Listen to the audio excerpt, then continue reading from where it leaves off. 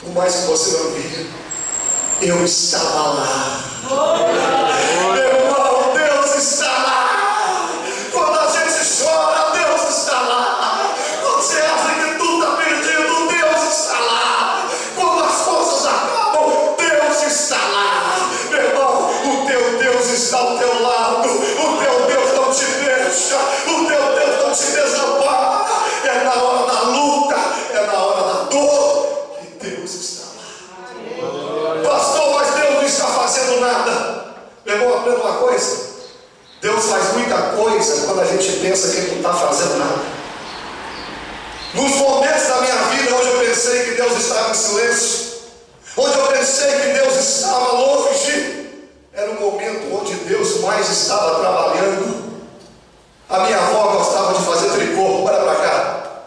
A minha avó fazia tricô. As mais antigas aqui, sabe? Ela sentava na cadeirinha dela e tricotava. Aí eu era pequenininho, eu enfiava no meio das pernas dela e ficava vendo. Aí eu lembro que um dia ela estava fazendo tricotando, e eu falei: vovó, olhando por debaixo, né, ela tricotando, eu falei: vovó, mas que desenho feio, vovó. E ela caladinha tricotando. Falei: vó, mas o que é isso? Não tem mais feio, tem descontado, vovó. Aí quando eu falei umas 3 vezes: que desenho feio, ele falou: meu filho, vem cá.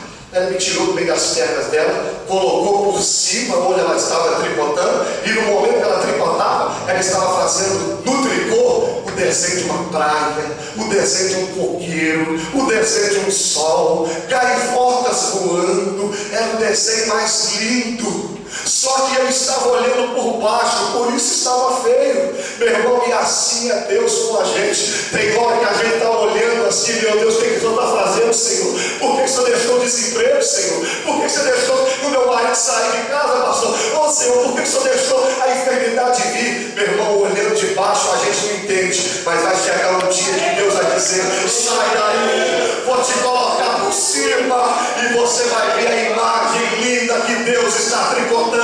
Deus está tricotando uma história na sua vida. Deus está escrevendo a sua história, meu irmão. É que a gente está vendo do lado errado.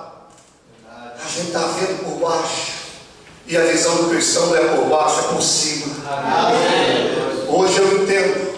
As lutas que eu passei não eram para me matar, é para fazer de mim o homem que eu sou.